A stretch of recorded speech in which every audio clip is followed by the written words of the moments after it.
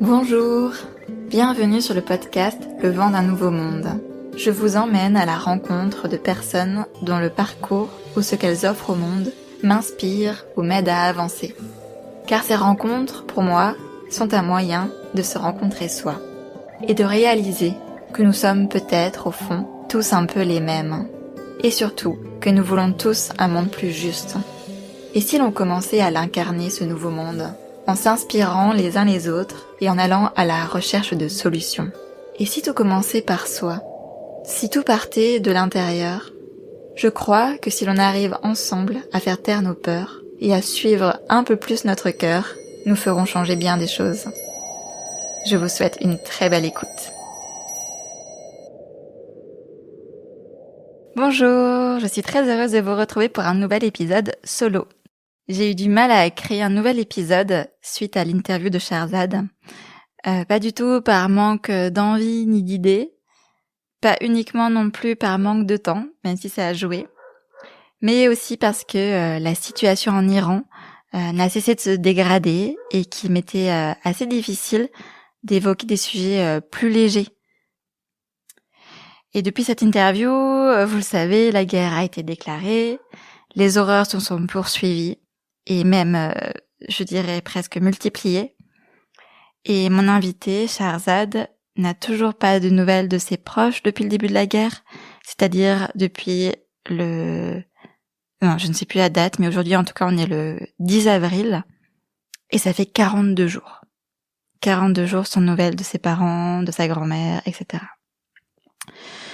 Donc, toutes mes prières pour elle et pour tous les Iraniens, et n'hésitez pas à vous joindre à moi.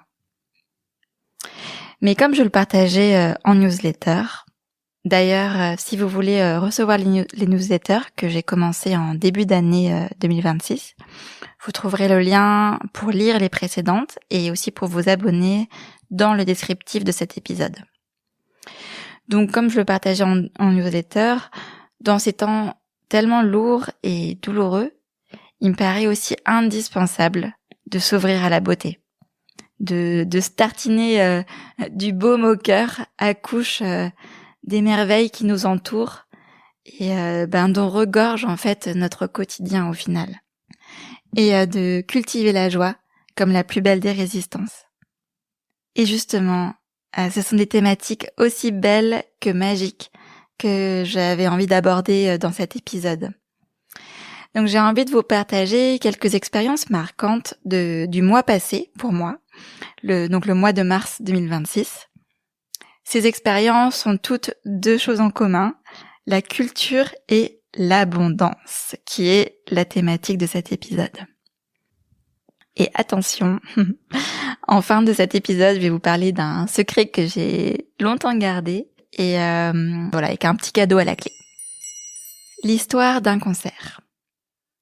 Un soir, je vois qu'un ami dont j'avais peu de nouvelles m'envoie un vocal.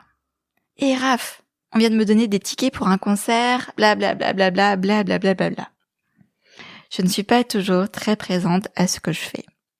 Là, en l'occurrence, j'essayais de faire plusieurs choses à la fois. Ce qui d'ailleurs ne me réussit jamais, mais c'est si dur de se corriger. Donc j'écoutais son vocal d'une oreille distraite.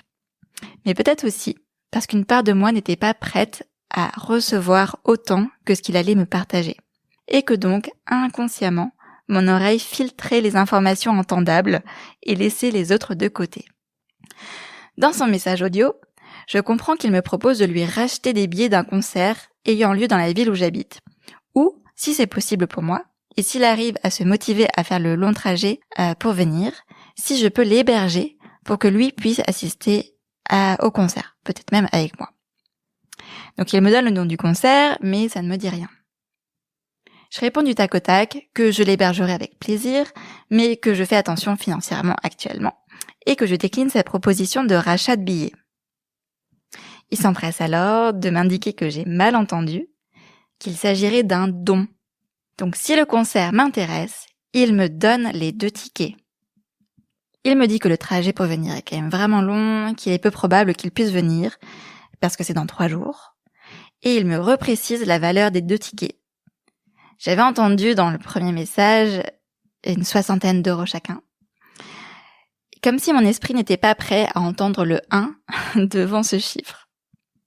Donc, il m'offrait pour 330 € de billets de concert. Waouh! Ça ne devait pas être n'importe quoi, vu le prix. Je regarde donc sur Internet et je découvre qu'en fait, bien évidemment, comme tout le monde sûrement, je connais Hans Zimmer. Si comme moi, vous n'avez pas la mémoire des noms, il s'agit du compositeur incroyable des musiques de films sublimes comme Gladiator, Pirates des Caraïbes, Interstellar, Inception, Le Roi Lion, Kung Fu Panda, etc., etc.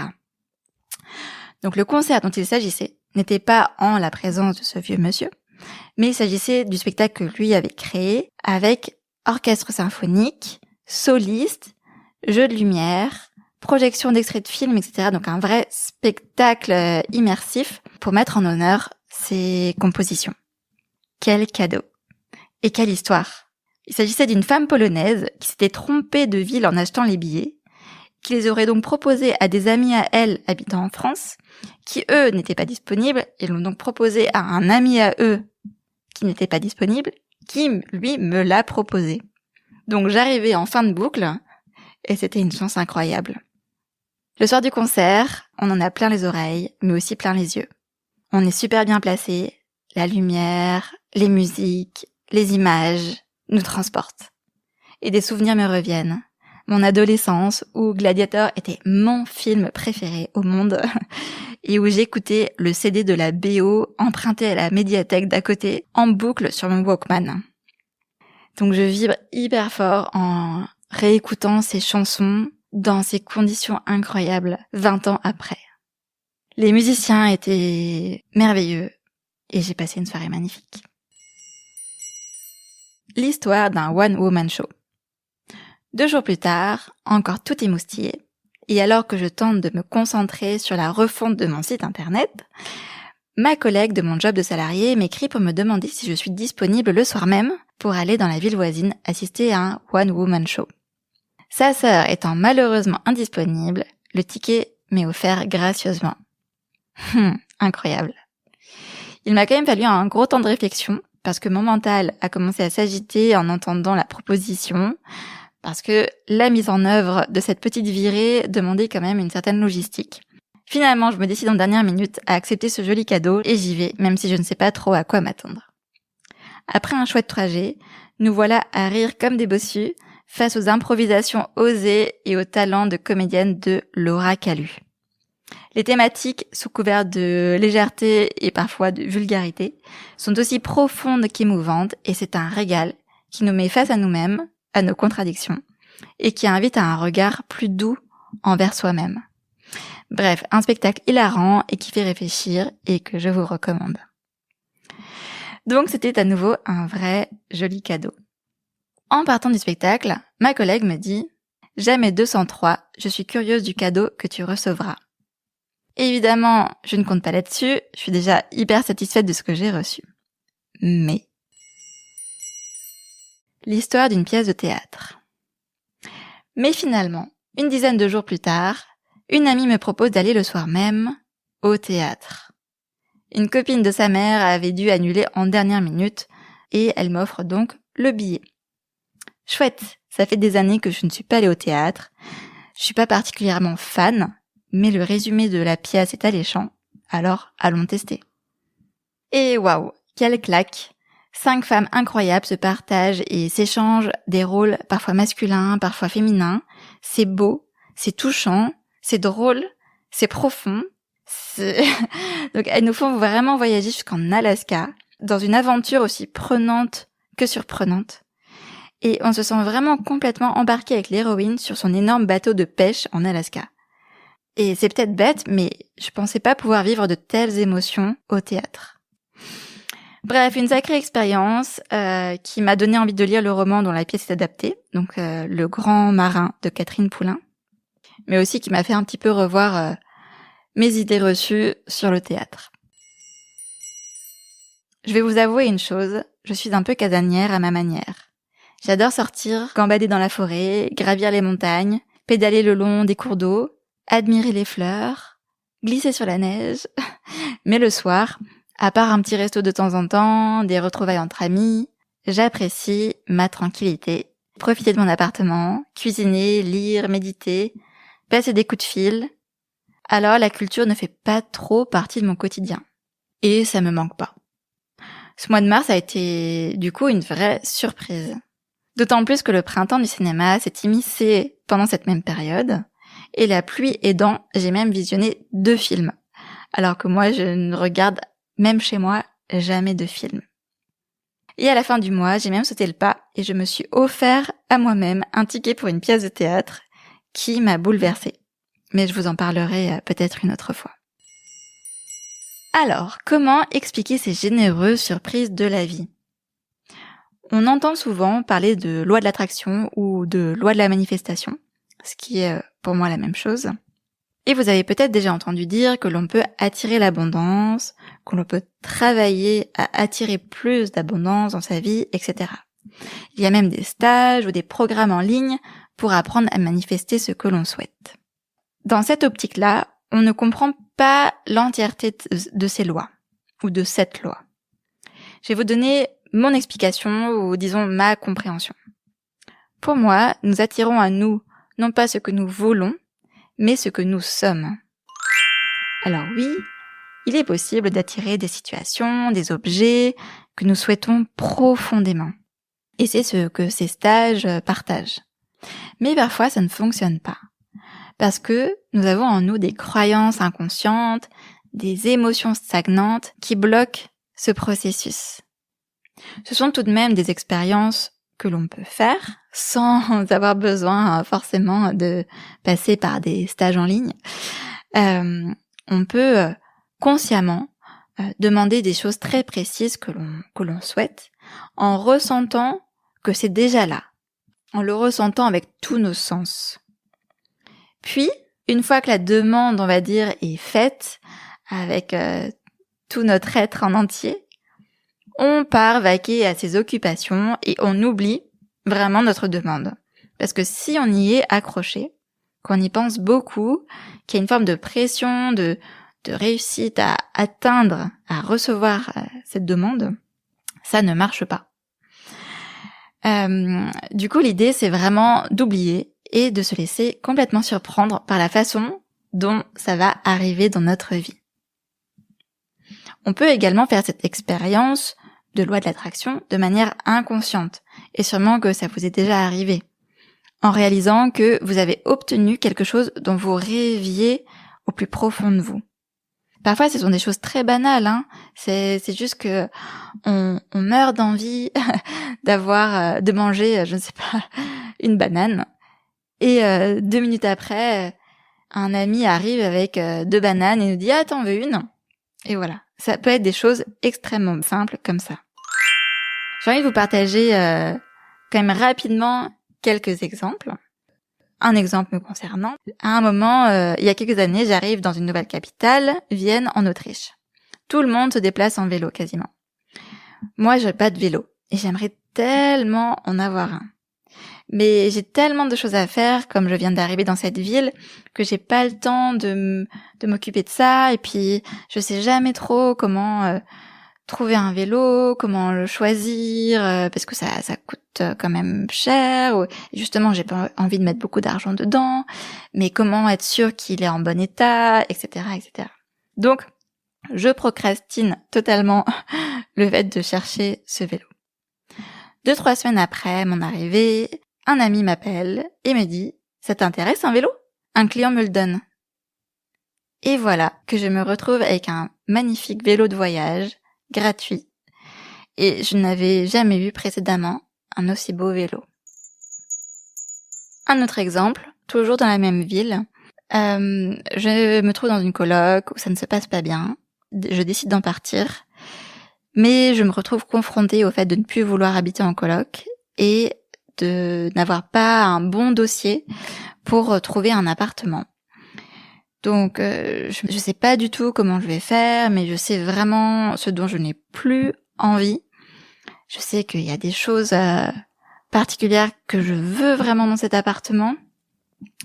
Mais mais je trouve pas dans mes prix, je sais pas comment faire pour réussir à trouver ça vu mon dossier.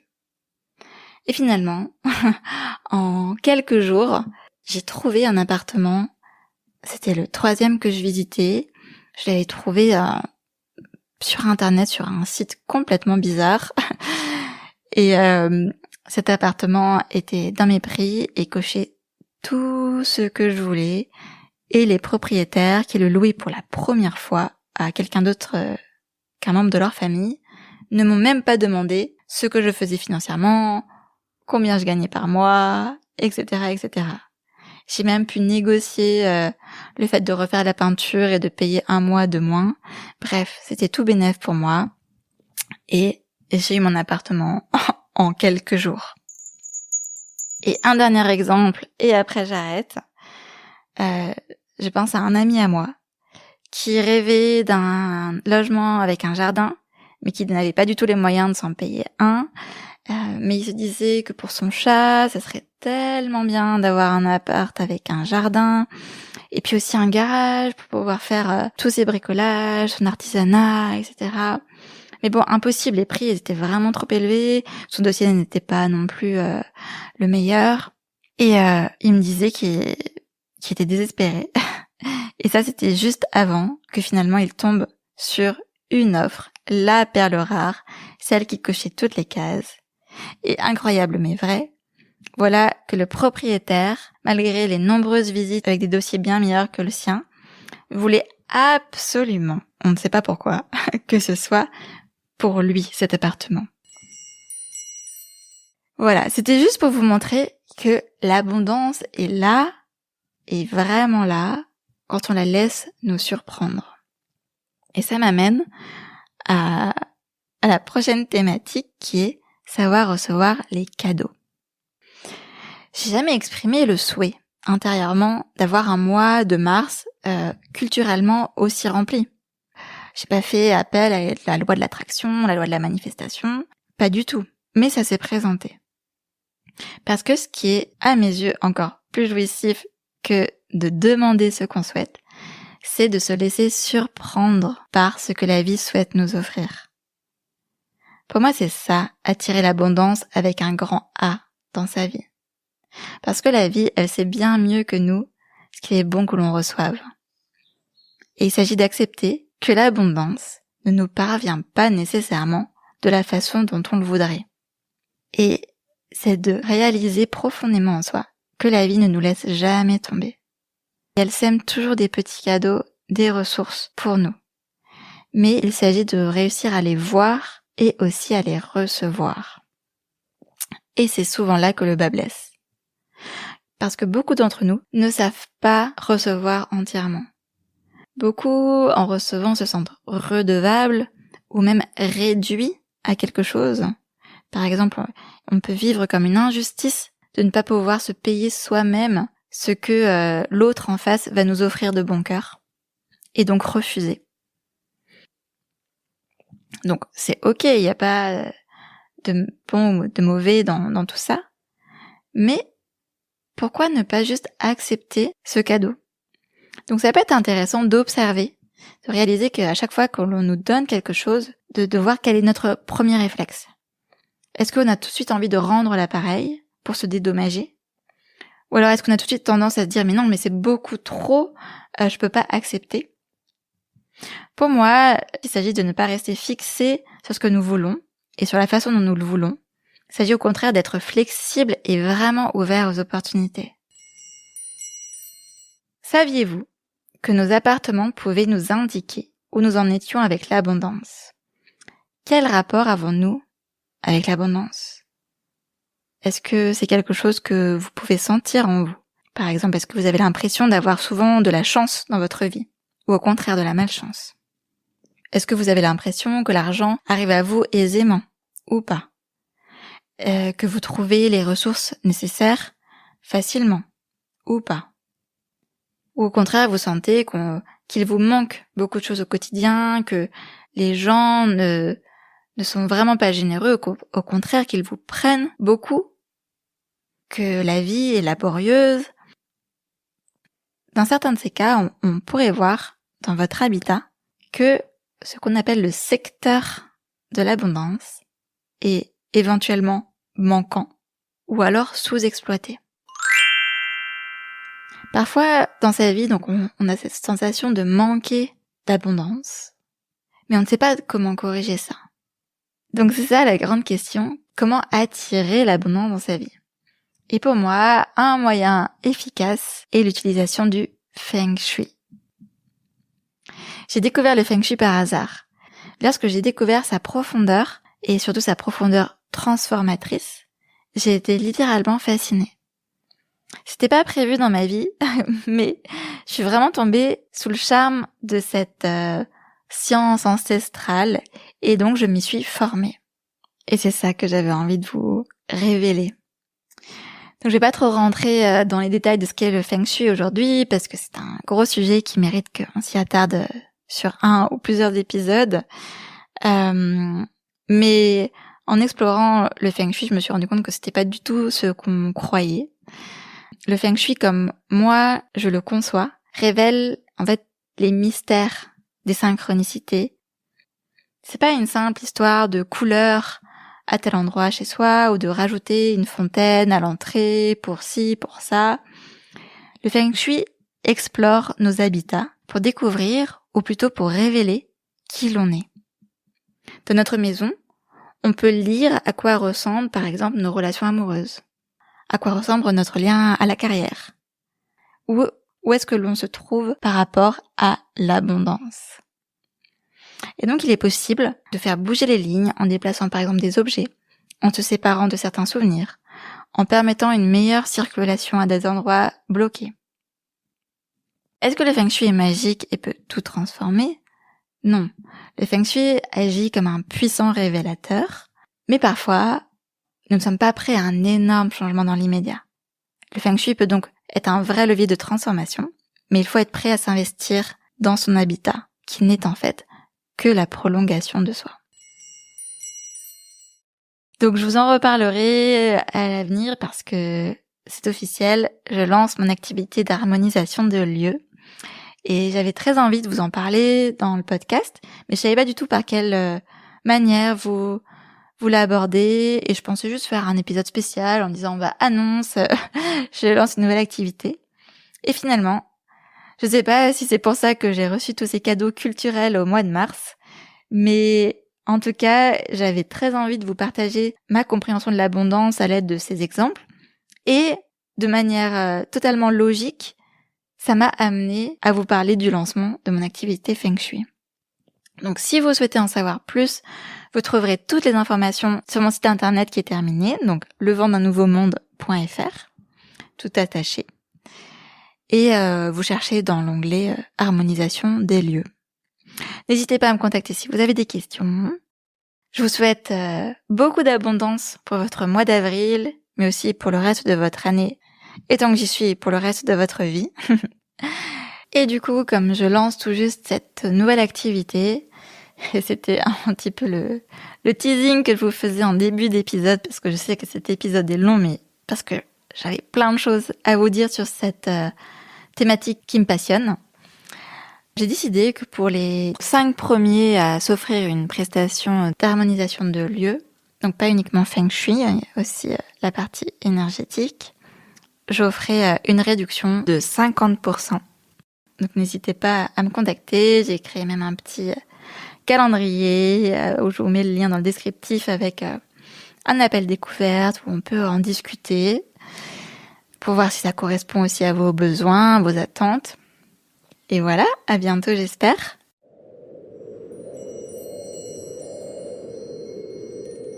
Alors, on le crée ce nouveau monde ? Si vous avez apprécié cet épisode, n'hésitez pas à en parler, à vous abonner, à mettre des étoiles sur les plateformes d'écoute de podcast et à me laisser des commentaires. D'autres pourront ainsi le découvrir à leur tour et c'est comme ça que vous m'aiderez le plus. Et puis, c'est aussi une manière de mettre votre pierre à l'édification de ce nouveau monde. Et si vous voulez aller plus loin et me soutenir financièrement, vous pouvez me faire un don sur ma page Tipeee. Pour en savoir plus sur le podcast, rejoignez-moi sur Instagram ou sur Facebook. On se retrouve dimanche dans 2 semaines pour le prochain épisode. Et en attendant, n'hésitez pas à danser avec le vent du changement.